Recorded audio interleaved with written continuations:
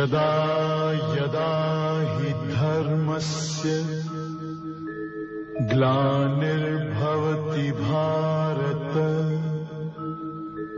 अभ्युत्थानम् अधर्मस्य तदात्मानं सृजाम्यहम् परित्राणाय साधूनां विनाशाय च दुष्कृताम् धर्म संस्थापनार्थाय संभवामि युगे युगे।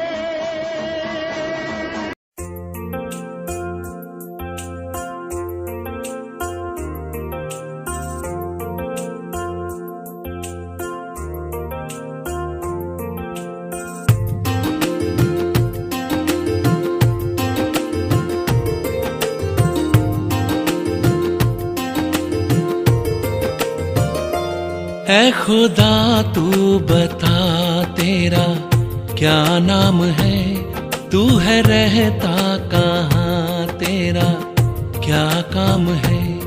ऐ खुदा तू बता तेरा क्या नाम है, तू है रहता कहाँ, तेरा क्या काम है। क्या है तेरी हकीकत जो गुमनाम है, तुझ पे खुद को छुपाने का इल्जाम है।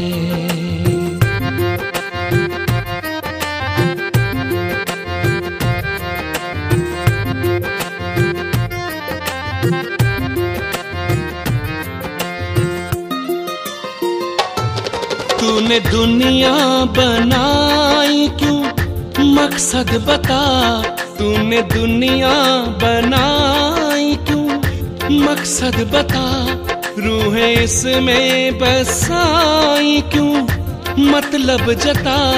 रूहें इसमें बसाई क्यों, मतलब जता।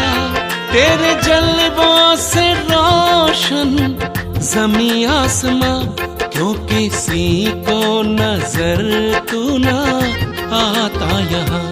तेरी पर्दा नशीनी का अंजाम है, ढूंढता आज भी तुझको इंसान है।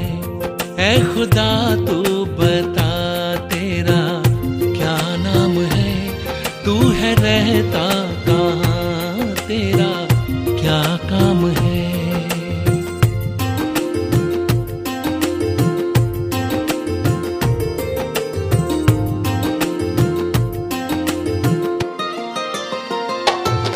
धर्म मजहब में है तेरे चर्चे बयां, शान में तेरी लिखते हैं परचे वहाँ। धर्म मजहब में है तेरे चर्चे बयां, शान में तेरी लिखते हैं परचे वहाँ। सबके भगवान अपने ही अपने जहाँ, ना समझ तुझको समझे ना लड़ते यहाँ। तू समझदार हो के भी अनजान है बदी करते इंसान तू बदनाम है। ऐ खुदा तू बता तेरा क्या नाम है, तू है रहता कहाँ, तेरा क्या काम है।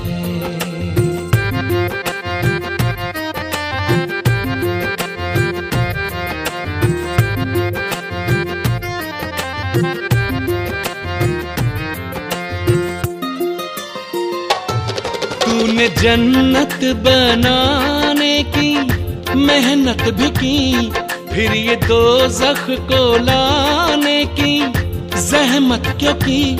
तूने जन्नत बनाने की मेहनत भी की, फिर ये दोज़ख को लाने की ज़हमत क्यों की। खेल कैसा गजब था, गजब ढा दिया। नेकियों को बदी से मिला जो दिया। लेना कब तक तुम्हें सबका इम्तिहान है अब सभी के दिलों में ये अरमान है। ऐ खुदा तू बता तेरा क्या नाम है, तू है रहता कहाँ, तेरा क्या काम है।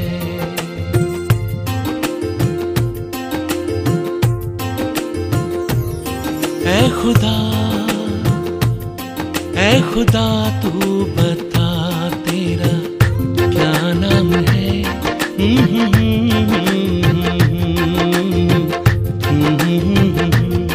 ऐ खुदा तू बता तेरा क्या काम है, क्या नाम है, हाँ क्या काम है। ऐ खुदा, ऐ खुदा, ऐ खुदा, ऐ खुदा, ऐ खुदा।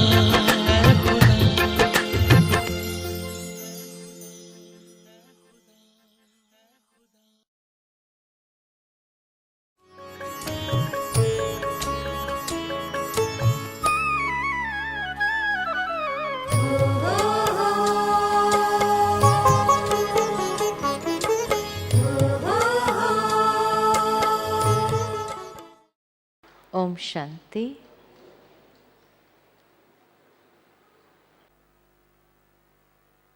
और फिर 8वें अध्याय में अक्षर ब्रह्म योग भगवान बताते हैं, और भगवान योग विज्ञान पर बल देते हैं।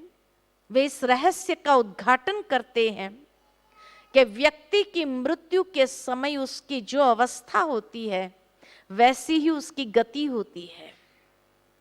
वह हमें ब्रह्मा का दिन और ब्रह्मा की रात्रि का ज्ञान देने के साथ साथ व्यक्त और अव्यक्त का अंतर स्पष्ट करते हैं तथा इस भौतिक जगत से जाने के 2 मार्ग के बारे में स्पष्ट करते हैं।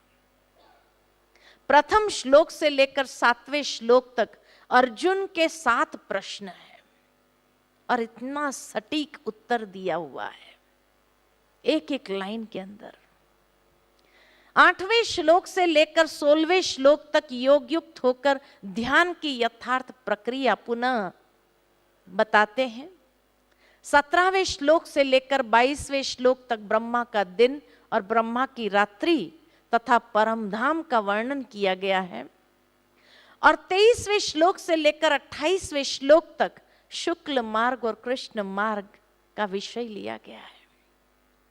अब अर्जुन के 7 प्रश्न हैं, क्योंकि जब भगवान ने कहा कि वो संपूर्ण आध्यात्म, भौतिक जगत ये सब जान जाते हैं, पूरा अंत प्राप्त कर लेते हैं, अब अर्जुन कुछ समझने लगा है कि ये बोलने वाली शक्ति भगवत शक्ति है, श्री कृष्ण नहीं बोल रहे हैं।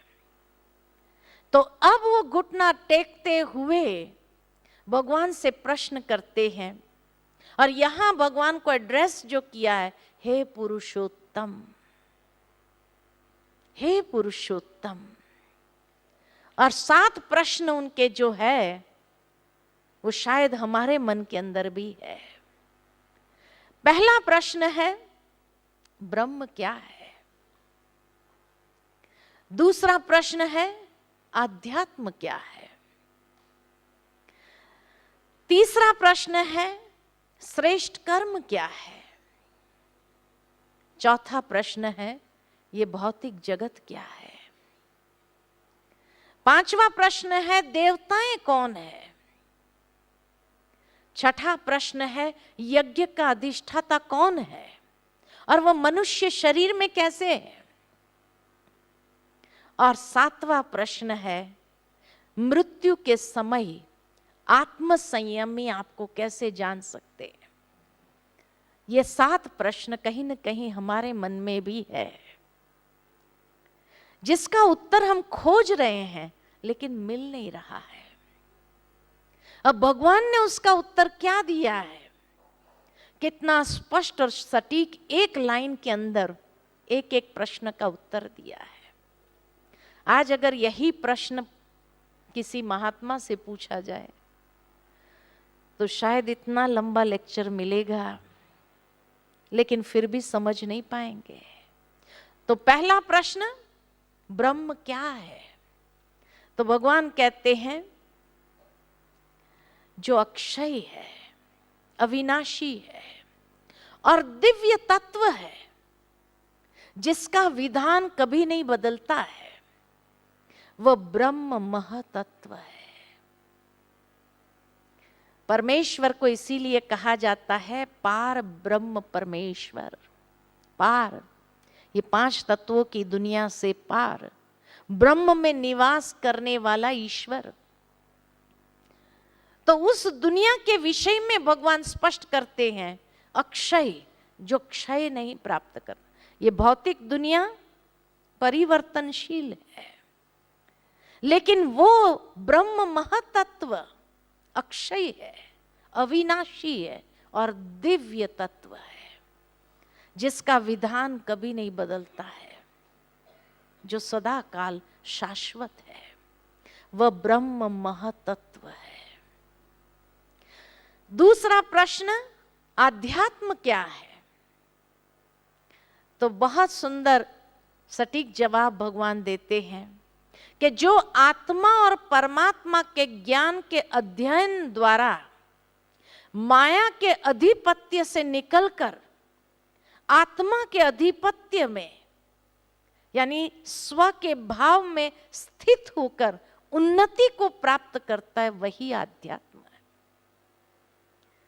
सिंपल शब्द में अगर मैं कहूं, आध्यात्म अर्थात अध्ययन द्वारा आत्म उन्नति प्राप्त करना। अध्ययन किस चीज का? तो उसको स्पष्ट किया, आत्मा का संपूर्ण ज्ञान, परमात्मा का संपूर्ण ज्ञान का अध्ययन करना। और यह अध्ययन करने से क्या होगा? तो जो माया की अधीनता में चले गए हैं, माया ने जो बुद्धि का अपहरण कर लिया है, उसके अधिपत्य से निकल आएंगे। यानी माया अर्थात इल्यूजन, अज्ञानता के इल्यूजन से हम बाहर आ जाएंगे और आत्मा के अधिपत्य में, यानी अपनी इंद्रियों के ऊपर अधिकार प्राप्त कर लेंगे, स्व के भाव में स्थित हो जाएंगे, यानी स्वधर्म में अपने आप को स्थित कर पाएंगे। आज मनुष्य स्वधर्म में क्यों नहीं स्थित कर पाता? क्योंकि माया के अधिपत्य में है। इसीलिए तो जब स्वधर्म में स्थिति में स्थित हो जाएंगे तो नेचुरल है उन्नति होने लगेगी। तो आध्यात्म माना अध्ययन द्वारा आत्मा के अधिपत्य में स्थित हो जाना और तब उन्नति को प्राप्त करना, यही आध्यात्म है। कितना सिंपल, स्पष्ट और सटीक भगवान बताते हैं। तीसरा कहा, श्रेष्ठ कर्म क्या है? तब भगवान कहते हैं 5 महाभूतों से उत्पन्न देह के अभिमान से या विकारों से परे रहकर जो सकारात्मक कर्म करते हैं, वह सुकर्म या श्रेष्ठ कर्म है। सिंपल, विकारों के वश कर्म करने वाला विकर्म हो गया। तो श्रेष्ठ कर्म किसको कहा? जो विकारों के अधीनता को समाप्त कर देता है और सकारात्मक रूप से कर्म करने लगता है, वो सुकर्म या श्रेष्ठ कर्म है। चौथा सवाल, ये भौतिक जगत क्या है? तो भगवान कहते हैं 5 महातत्वों से बना यह संसार, जिसमें प्रकृति निरंतर परिवर्तनशील है।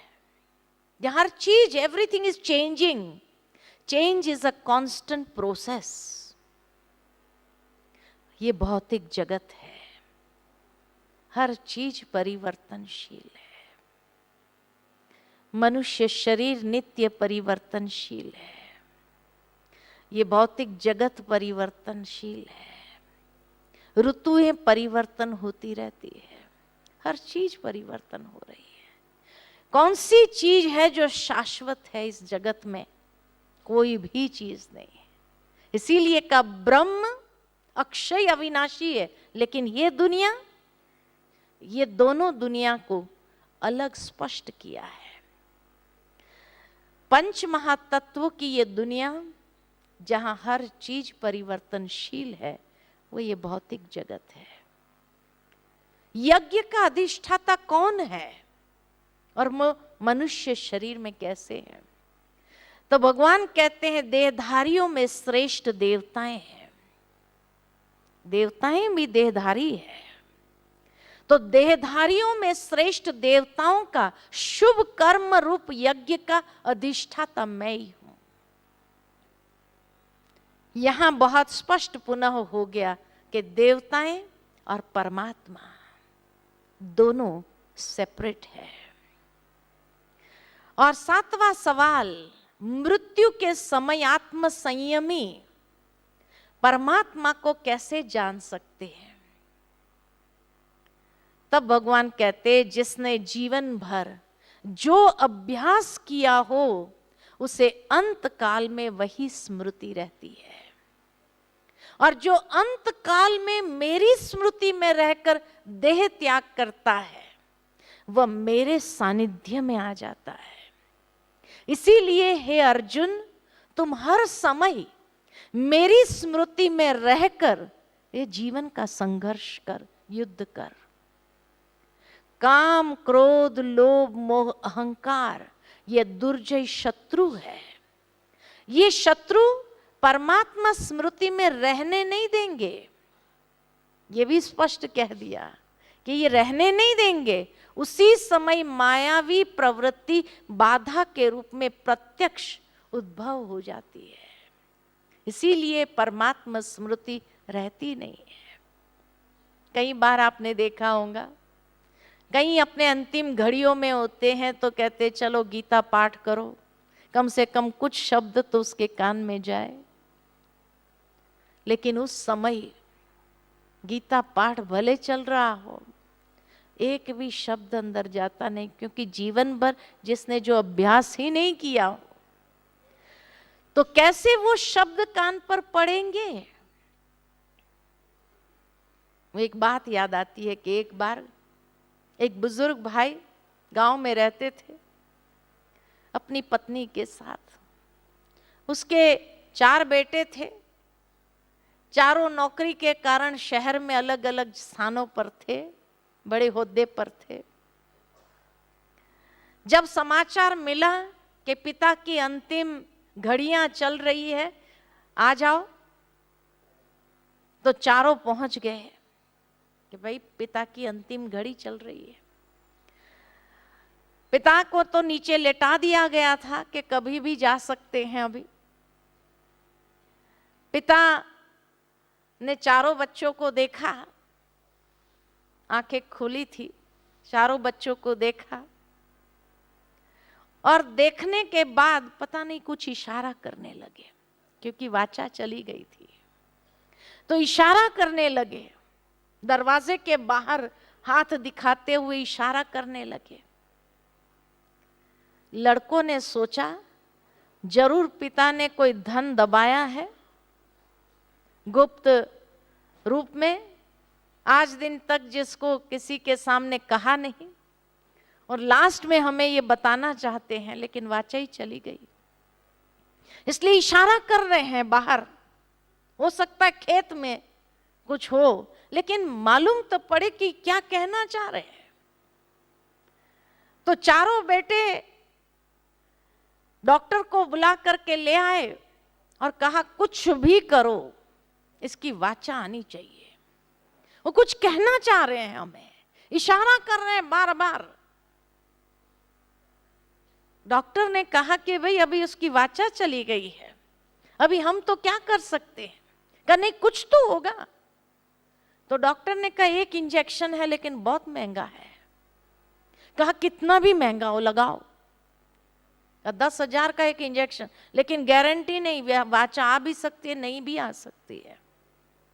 तो कहा कोई बात नहीं, 10,000 का इंजेक्शन हो लगाओ।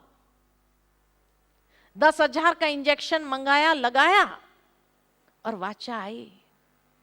तो पिता ने बाहर इशारा करते हुए कहा वो बकरियां सारा अनाज खा रही है। और आंखें बंद हो गई। अब जिसने जीवन भर बकरियों का, अनाज का, खेत का ये सब करते, चारों बेटे हाथ रखकर कहने लगे, जाते जाते भी 10,000 का फटका मार के गया।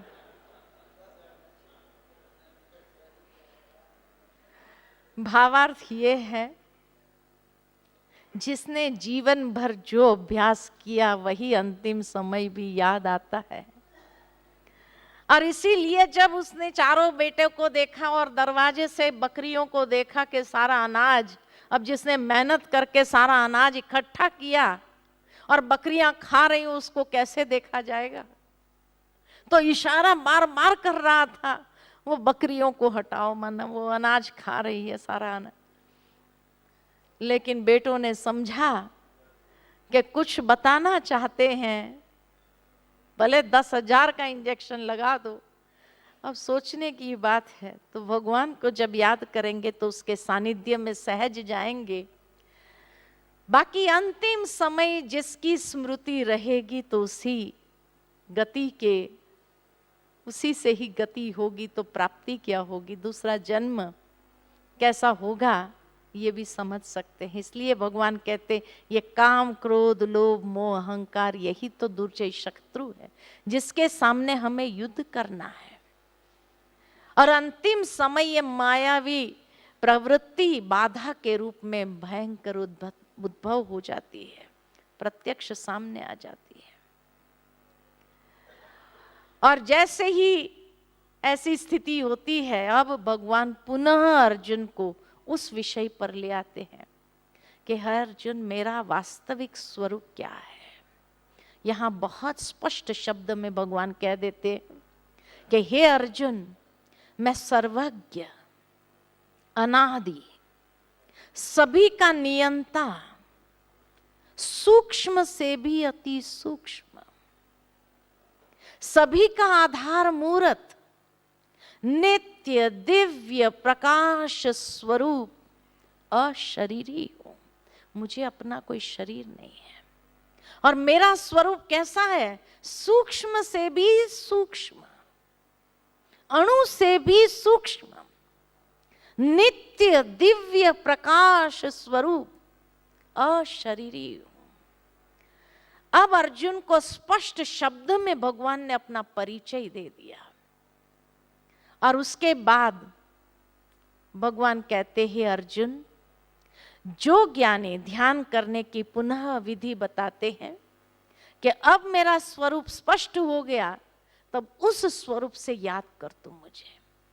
तो हे अर्जुन, जो ज्ञानी ब्रह्मचर्य व्रत का आचरण करके सर्व इंद्रियों को बाह्य भौतिक जगत से समेटकर मन को योग युक्त और हृदय में अनन्य भाव युक्त होकर भ्रुकुटी के मध्य बुद्धि को आत्म स्वरूप में स्थित कर ओमकार का उच्चारण करते हुए परमात्मा की स्मृति में रहने का निरंतर अभ्यास करते हैं, वह अंत काल में सर्व दुखों से मुक्त होकर दिव्यता और परम सिद्धि को प्राप्त होते हैं। ये गारंटी है ईश्वर की कि मेरी वास्तविकता से ही मुझे याद करो, तुम मेरे वास्तविक स्वरूप को जानकर, पहचान कर अपने बुद्धि को मुझ में एकाग्र करो, और तभी तुम सभी दुखों से मुक्त होकर दिव्यता और परम सिद्धि को प्राप्त करता है। तो इसीलिए ध्यान में बैठने की विधि के मन को समेट लो, योग युक्त हृदय में अनन्य भाव ईश्वर के प्रति, इतना अनन्य भाव रख के भ्रुकुटी के मध्य में बुद्धि को आत्म स्वरूप में स्थित ओमकार का उच्चारण कर। ओम का मतलब है वो ही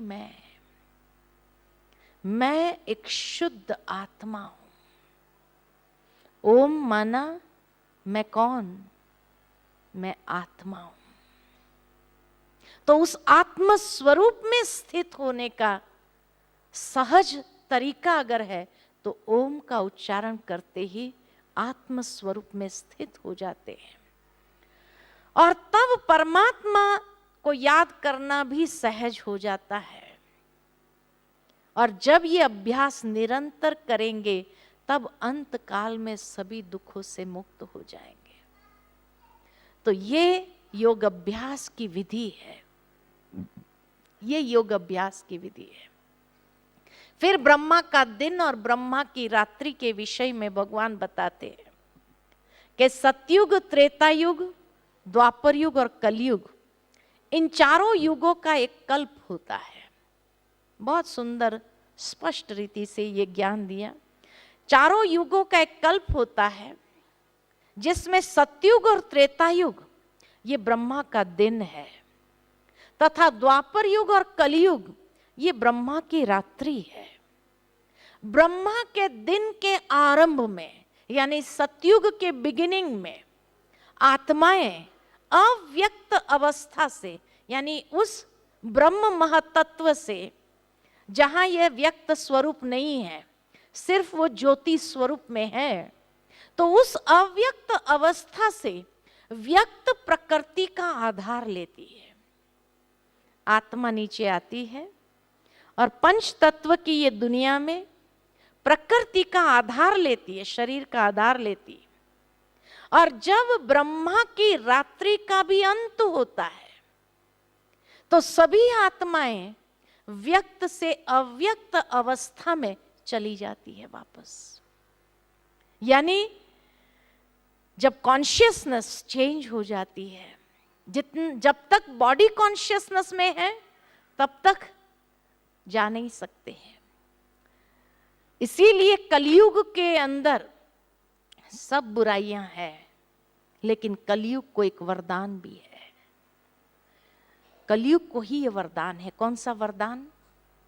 तो ईश्वर का अवतरण भी इसी युग में होता है, और तभी ईश्वर सत्य मार्ग स्पष्ट करता है कि कैसे वापस इस प्रकृति के आधार को छोड़ करके तुम वापस घर आ सकते हो। कई बार ये सवाल लोगों के मन में होता है, आखिर भगवान ने ये दुनिया रची ही क्यों? ऊपर ही बैठे रहते थे हम, नीचे आए ही क्यों? क्या उद्देश्य है? ये संसार में आने का उद्देश्य क्या है? देखो, आपके घर में बच्चा हो और आप एक बिल्डिंग में रह रहे हो और उस बिल्डिंग के नीचे एक प्लेग्राउंड है। वैकेशन का टाइम है, सारे बच्चे उस बिल्डिंग में के नीचे आकर उस प्लेग्राउंड में खेलते हैं। मानो आप भी उस बिल्डिंग में रह रहे हो और आपका भी बच्चा है, वो कहता है मुझे भी नीचे जाना है, और आप उसको मना कर दो कि बेटा मुझे तुझसे इतना प्यार है, तुम ऊपर ही बैठे रहो, तेरे पास इतने वीडियो गेम्स है, वो खेलो या मेरे साथ बात करो। बच्चा मान जाएगा? मान जाएगा? वो क्या कहेगा? अरे सारा दिन आपके साथ क्या बातें करेंगे, मुझे तो नीचे जाना है। उसको कहो इतनी वीडियो गेम्स है तेरे पास, चल हम दोनों मिलके खेलते हैं, तो क्या कहते हैं? मेरे को आपसे नहीं खेलना है, मेरे को नीचे जाना, अपने दोस्तों के साथ खेलना है। क्योंकि उस समय उसको जो लाइवली गेम नीचे चल रही है वो ज्यादा आकर्षित कर रही है। ये वीडियो गेम्स में वो मजा नहीं जो लाइव खेलने में है। जिद करता है, आप उस बच्चे को समझाते हैं कि बेटा देखो नीचे जो खेल चल रहा है ना, बड़ा रफ खेल है, चीटिंग भी होती है। किसी ने चीटिंग किया, तुम्हें धोखा दिया, धक्का दिया, हार जाएगा, तो क्या कहता है? क्या कहेगा? अरे हार गया तो हार गए, उसमें क्या है, दूसरे दिन जीत जाऊंगा, कहता है कि नहीं कहता है? लेकिन मुझे जाना है, जाना है। ठीक है, आप उसको परमिशन दो, भले जाओ, लेकिन संभालना, फिर रोना नहीं। हार गया तो कहा कोई बात नहीं, मैं नहीं रोऊंगा। नीचे गया, खेल में इन्वॉल्व हुआ, बहुत मजे से खेलने लगा, शुरू में तो खेल बहुत अच्छा चला, लेकिन फिर धीरे धीरे क्या हुआ, चीटिंग बढ़ने लगी। और जैसे जैसे चीटिंग बढ़ती गई, किसी ने धक्का दिया, गिरा दिया, चोट लगी, रोने लगा, किसी ने आकर के आपको बताया कि आपका बच्चा रो रहा है, उसको चोट लगी है, क्या करेंगे आप? जाएंगे कि नहीं जाएंगे? जाएंगे। और जा करके बच्चे को कहेंगे अच्छा चलो, बहुत खेल लिया, अब चलो। अब जब तक दूसरे खेल रहे हैं, वो बच्चा रो भी रहा है, लेकिन वहीं देखना है, आएगा नहीं। तो उस समय पिता क्या करेगा, सारे बच्चों को कहेगा देखो सबने बहुत खेला, अब सब अपने अपने घर जाओ, क्योंकि मालूम है जब सब जाएगा तो खुद का बच्चा भी आएगा, नहीं तो तब तक ये भी आने वाला नहीं है। सारे बच्चों को आप भेजते हैं, खुद के बच्चों को भी लेकर के आते हैं कि चलो अब घर में चलो। साफ स्वच्छ करके मलहम पट्टी लगाई, खाना पीना दिया, अच्छा सो जाओ, सो गए। दूसरे दिन जैसे ही वो खेल चालू होगा, जाएगा या नहीं जाएगा? जाएगा। ठीक इसी तरह ऊपर इतनी शांति थी परम धाम में, उस ब्रह्म महतत्व में, अव्यक्त स्वरूप में हम सभी बैठे थे, बड़े मजे से बैठे थे, परम आनंद का स्वरूप था। लेकिन जैसे देखा कि कुछ आत्माएं धीरे धीरे नीचे उतर रही है, अरे खेल करने में तो आनंद आएगा, तो हमने भी परमात्मा से क्या कहा, हमें भी नीचे जाना है। भगवान कहते अरे तेरे से बहुत प्यार है, तू ऊपर ही बैठा रे। हमने क्या कहा, नहीं नहीं नीचे जाना है, ये सारे जा रहे हैं मेरे दोस्त लोग, मैं भी जाना चाहता हूं।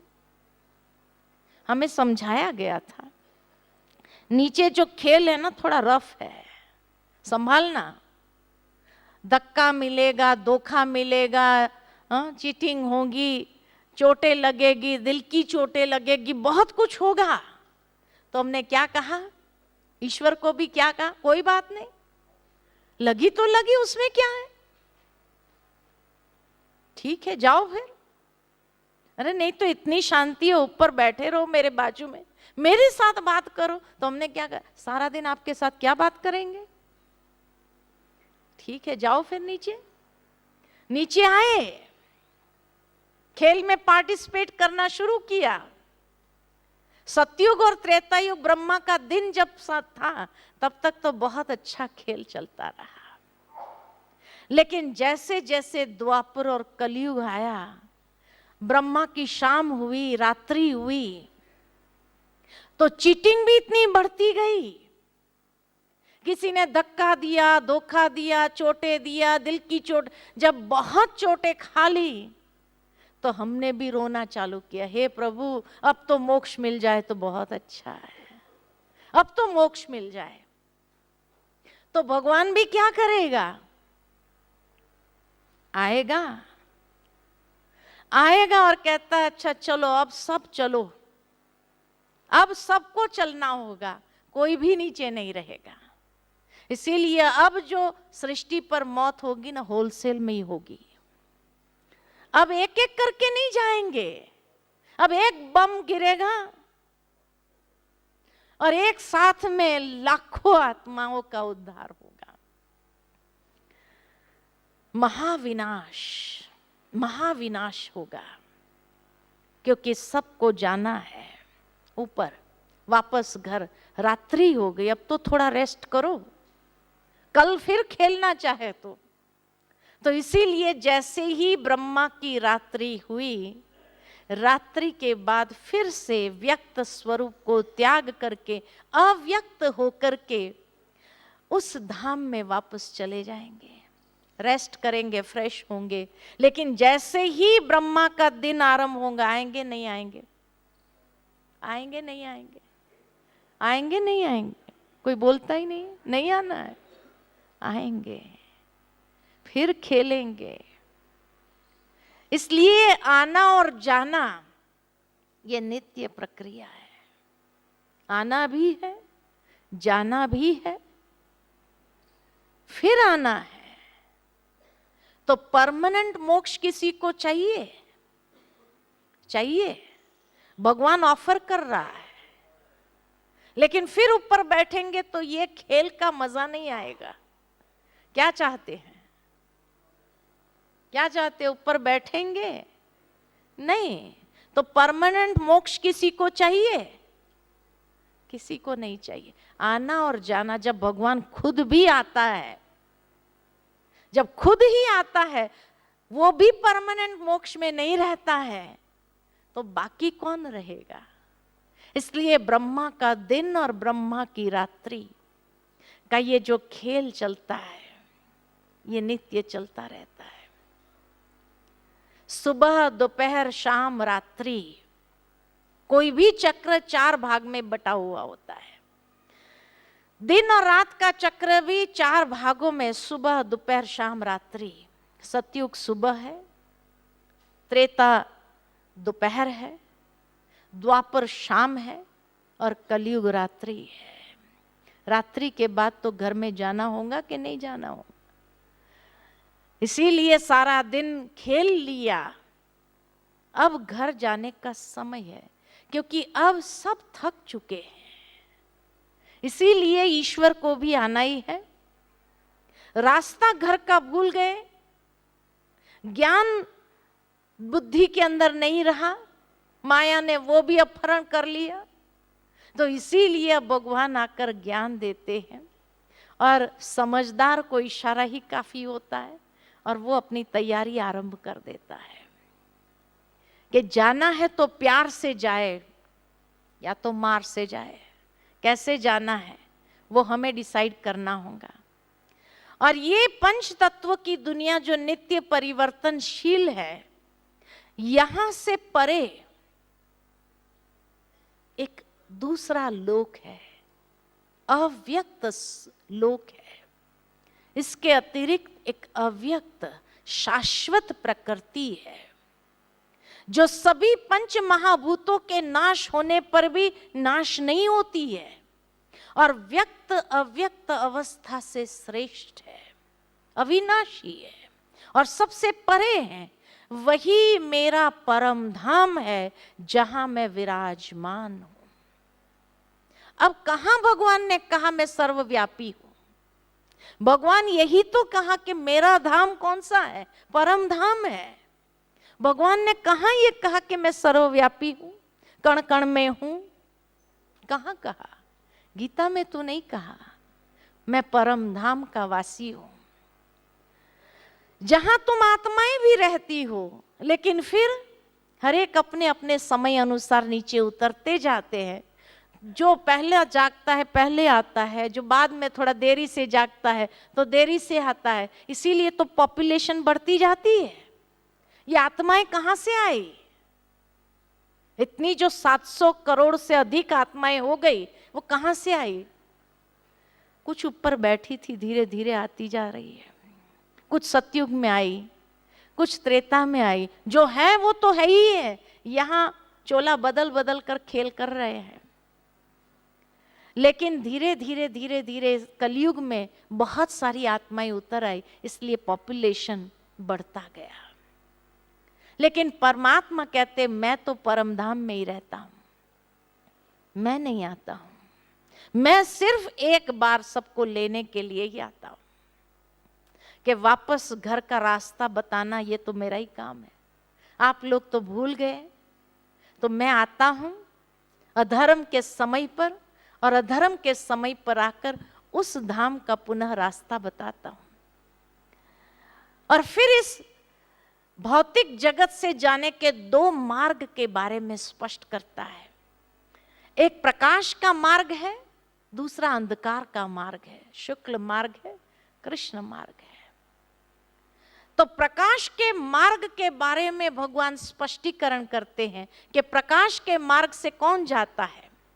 तो कहा जो मनुष्य प्रकाश के मार्ग से जाता है, वह ज्ञान युक्त कर्म मार्ग अर्थात जिसमें यज्ञ सेवा की अग्नि जलती हो, बुद्धि की प्रभा सूर्य के समान चमकती हो, हृदय आकाश में आसक्ति के बादल न हो और भावनाओं का पूर्ण उजाला हो, शुभ भावनाओं से संपन्न हो, वो प्रकाश के मार्ग से जाता है।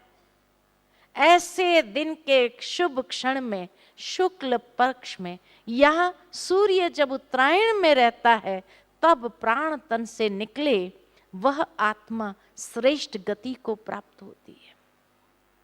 प्रकाश का मार्ग। सिंपल शब्द में अगर मैं उदाहरण देकर के आपको कहूं कि मान लो कि आपके घर में 2 बच्चे हैं, एक बच्चा बहुत आज्ञाकारी है और दूसरा बच्चा तूफानी है। अब जो आज्ञाकारी है स्कूल से आता है, अपना होमवर्क कर देता है, फिर खेलने जाता है, खेल भी करता है और फिर आकर के रात को सो करके सुबह जैसे ही होती है तैयार होकर के माँ जब उठाने आती है दोनों बच्चों को, तैयार हो जाता है, अपने आप तैयार होकर रेडी हो जाता है। लेकिन जो तूफानी बच्चा है, स्कूल से आया, अपना बस्ता फेंका, खेलने में चला गया, होमवर्क करना भूल गया। अब जब होमवर्क ही नहीं किया है, सुबह में माँ जब उठाती है कि बेटा उठो, अब उसको मालूम है, याद आता है मैंने होमवर्क तो किया ही नहीं, अब स्कूल जाऊंगा तो पनिशमेंट मिलेगी। तो वो क्या कहता है, क्या कहता है माँ को, आज मुझे स्कूल नहीं जाना है। अब माँ जानती है कि एक दिन अगर उसको ओके किया तो रोज कोई ना कोई बहाना करेगा। माँ क्या कहती, देखो बेटा स्कूल तो जाना ही पड़ेगा, कुछ भी हो जाए स्कूल तो जाना पड़ेगा। तो बच्चा क्या कहता है, अरे मुझे पेट में दुख रहा है, मेरे पेट में दुखता है, आज मेरी तबीयत ठीक नहीं, मैं स्कूल नहीं जाना चाहता। माँ कहती है अच्छा डॉक्टर को बुला लेते, एक इंजेक्शन लगा देंगे, ठीक हो जाएगा। अब इंजेक्शन के डर नहीं, पेट में नहीं दुख, लेकिन मुझे स्कूल नहीं जाना है। अब माँ उसको कहती है अच्छा बेटा आज स्कूल जाएगा ना तो तेरे मन पसंद चीज खाने में बनाएंगे। कहा नहीं मुझे मन पसंद चीज भी नहीं खानी, लेकिन स्कूल नहीं जाना है। जिद पर आ गया। अच्छा नहा तो ले, कहता नहीं नहाना भी नहीं है, नहाना भी नहीं, क्योंकि उसको मालूम है नहाऊंगा तो जाना पड़ेगा। नहाना भी नहीं है, लेकिन स्कूल नहीं जाना है। अब लालच दिया, सब कुछ दिया, उसके बाद भी वो बच्चा नहीं मानेगा, तो लास्ट में माँ क्या करेगी, 2 थप्पड़ मार कर खींच करके ले जाएगी, बाथरूम में नहलाएगी और नहला करके जाना तो पड़ेगा। अब दोनों बच्चे स्कूल जा रहे, एक हंसता हुआ जा रहा है, एक रोता हुआ जा रहा है। जब पिता छोड़ने जाते हैं तो पिता उसके क्लास टीचर को कहते हैं आज जरा उसको मार पड़ी है, आप संभाल लेना। कहते कोई बात नहीं। अब बच्चा जब रो करके आता है तो थक जाता है, रो करके थक जाता है, तो स्कूल में जाएगा, बेंच पर सिर रख करके सो जाएगा, थक गया, सो गया। टीचर भी क्या कहती है, कोई बच्चा उसके पास नहीं जाएगा, कोई बच्चा उसके पास, रहने दो उसको ऐसे ही। सारा दिन इतना मूड ऑफ उसका रहा। उसके दोस्त रिसेस में आए उसके पास, चलो खेलने, नहीं खेलना है, नहीं खेलना है, इतना उदास अपसेट है, मार जो पड़ी है। शाम को घर आता है तो भी इतना बड़ा चेहरा उसका होता है, किसी से बात नहीं करना। माँ उसको मनाने का प्रयत्न करती है तो भी बात नहीं करता है। फिर उसके दोस्त आते, अरे क्या ये सुबह से मुंह बना के रखा है, चल खेलने के। उसको घसीट के ले जाते हैं खेलने के, और खेल में सब कुछ भूल जाता है, नॉर्मल हो जाता है। भगवान के भी 2 प्रकार के बच्चे हैं, एक आज्ञाकारी है, दूसरे थोड़े तूफानी हैं। अपने आप को देखो मैं कौन सी कैटेगरी में हूं। जो आज्ञाकारी है तो भगवान जब आते हैं और कहते हैं मेरे साथ योग लगाओ, आत्म शुद्धिकरण करो, जीवन रूपी यज्ञ का शुद्धिकरण करो। जो आज्ञाकारी है वो तो शुद्धिकरण करने लगते हैं। और इसीलिए जब यज्ञ सेवा की अग्नि जलती हो, जिससे शुद्धिकरण हो रहा, बुद्धि की प्रभा ज्ञान से चमक रही हो, हृदय आकाश में आसक्ति के बादल न हो, कोई इच्छा, आसक्ति, तृष्णा ये नहीं है, और भावनाओं का पूर्ण उजाला, ये आज्ञाकारी बच्चों के लक्षण हैं। जब आज्ञाकारी है, अपने आप का शुद्धिकरण कर लिया है, क्योंकि उस धाम में जब जाना है परमात्मा के साथ, तो अशुद्ध आत्माएं नहीं जा सकती है, शुद्ध होना ही पड़ेगा, चाहे प्यार से चाहे मार से। और इसीलिए जो प्यार से शुद्ध हो जाते हैं वो तो जाते हैं, बाकी को धर्मराजपुरी की सजाएं भोग करके शुद्धिकरण हो करके जाना पड़ता है। अब चॉइस करो कौन सा मार्ग अपनाना है, प्यार वाला या मार वाला। जाना सबको है, समय आ चुका है, अब कलयुग का अंतिम समय है, अब खेल समाप्त हुआ, ये संसार का नाश होना है, ये पांचों तत्व में महान परिवर्तन आना है।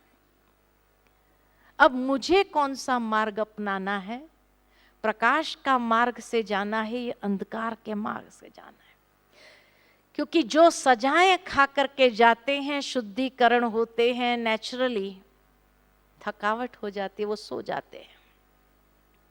और जो प्रकाश के मार्ग से जाते हैं वो परम धाम का भी आनंद लेते हैं,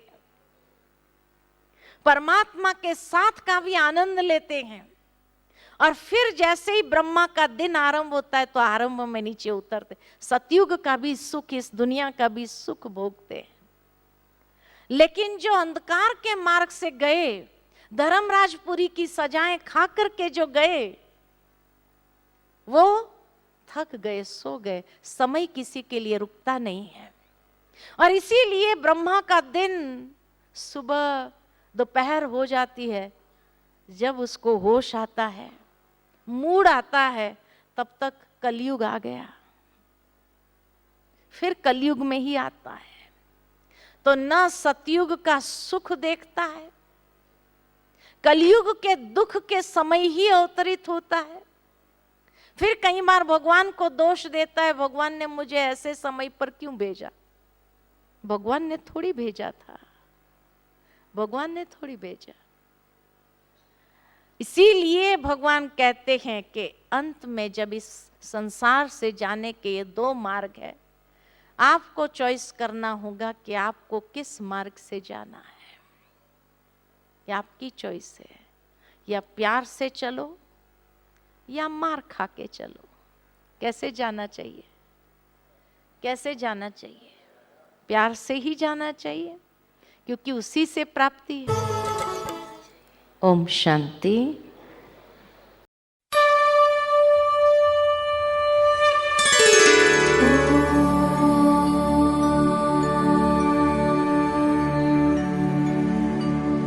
यदा यदा हि धर्मस्य ग्लानिर्भवति भारत, अभ्युत्थानम् अधर्मस्य तदात्मानं सृजाम्यहम्। परित्राणाय साधूनां विनाशाय च दुष्कृतां, धर्म संस्थापनार्थाय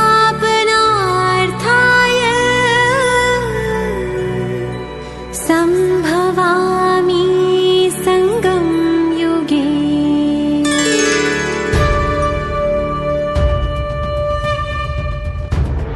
निराकार शिव है आए, गीता का ज्ञान सुना।